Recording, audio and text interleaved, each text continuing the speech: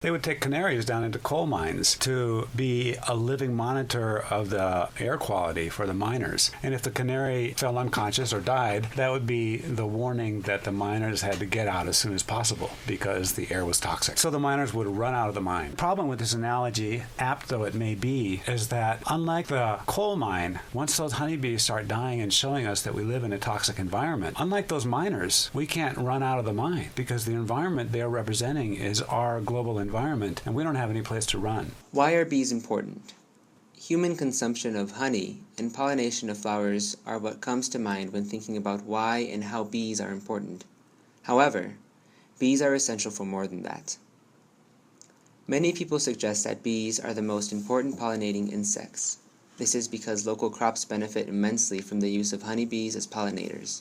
However, we often overlook that these bees do not pollinate flowers so that humans can enjoy beautiful colors and delicious fruit. They do this in order to create healthy ecosystems.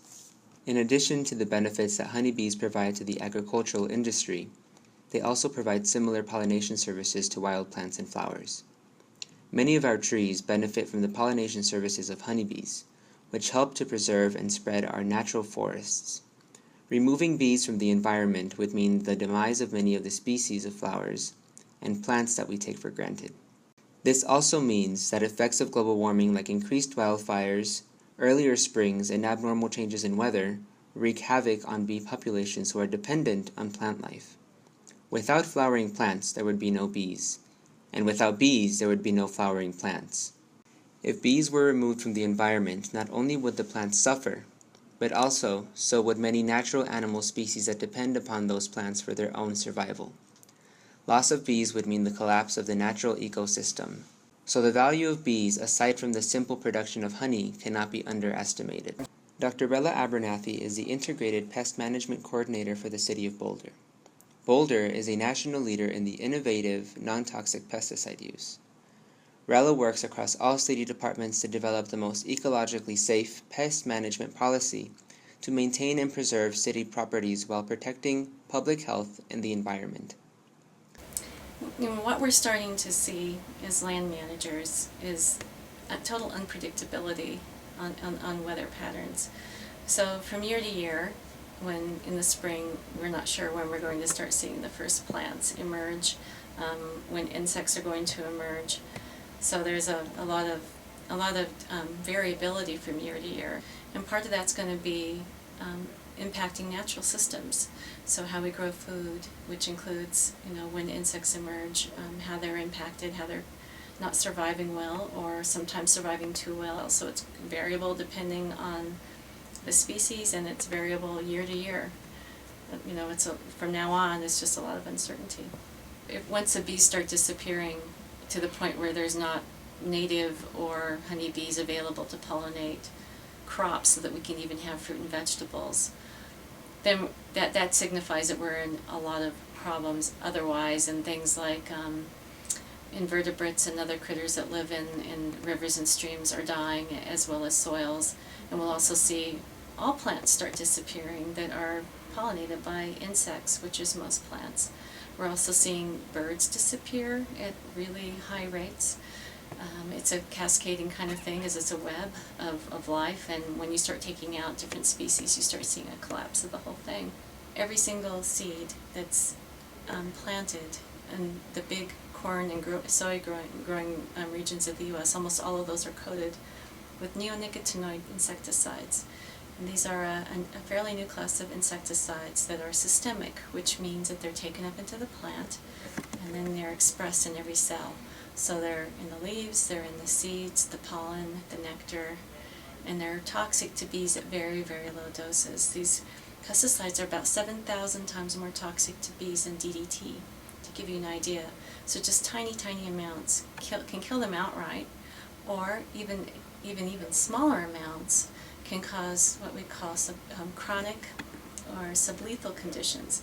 So then the bees can't learn, they can't navigate, they can't find their way back to the hive, they have trouble reproducing, they have trouble feeding their young.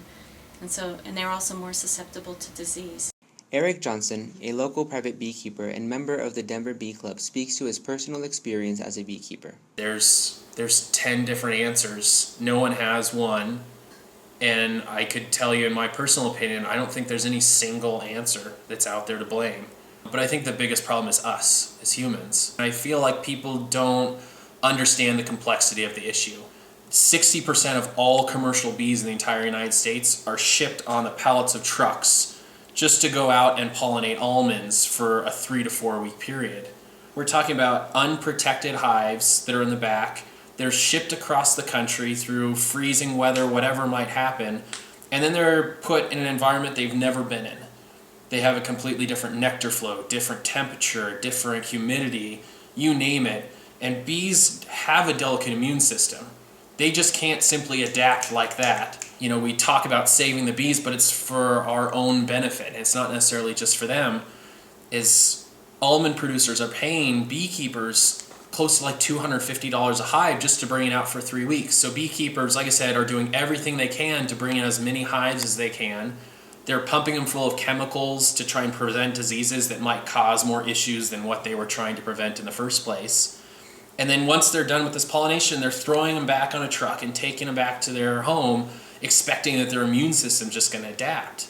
They'll take as much honey as they possibly can and supplement bees' stuff over the winter. It's like giving you celery over the winter and saying, survive for 3 months, hopefully you're there on the other end. They're factory produced now. We're artificially inseminating them in factories. They're made in states. They aren't local bees. They haven't been through the seasons. They don't know what it's like to survive over a winter. They don't have these long genetics of different bees that have been in an area. They're factory-produced bees that are simply a quick Band-Aid of a fix.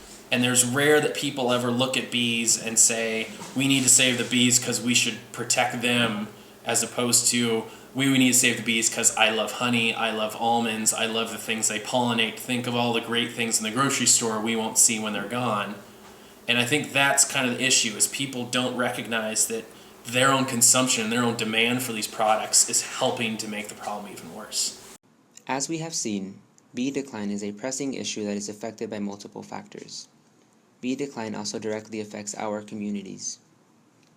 Although this is an overwhelming topic to take on, there are specific actions you can take to make communities safer for bees. People commonly use these products on their own yards.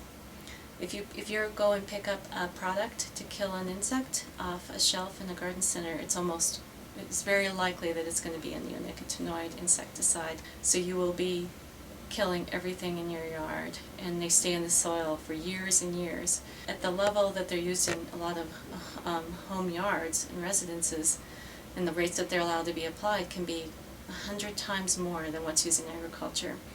So the pesticide use in people's lawns is contributing to the decline of bees, and that's something people need to take action about right now, is to no longer use these products in their yards. The Boulder Bee Safe Neighborhood is a community organization that has taken the initiative to educate the Boulder community on the importance of bees, and has taken action to create neighborhoods that are safe for bees. Myself and 2 of my neighbors got together to start a Bee Safe Neighborhood project in our neighborhood. So the idea was that we wanted to go around and canvass our neighbors and ask people to take pledges not to use the neonicotinoid pesticides that are so harmful to the bees. And we got around 200 homes to pledge. That was about 94% of everyone we contacted. Bees are important for creating biodiversity, forming healthy ecosystems, and providing food and vegetation for humans. Bee decline means destruction of ecosystems, lack of biodiversity, and dwindling economies due to agricultural effects. Action begins at a personal level. First, pledge to not use pesticides in your garden. Be critical about what foods you consume and what methods of agriculture you're supporting. Finally, talk to your friends and neighbors about being bee-friendly and safe. Power and change comes from friend-to-friend and neighbor-to-neighbor commitment.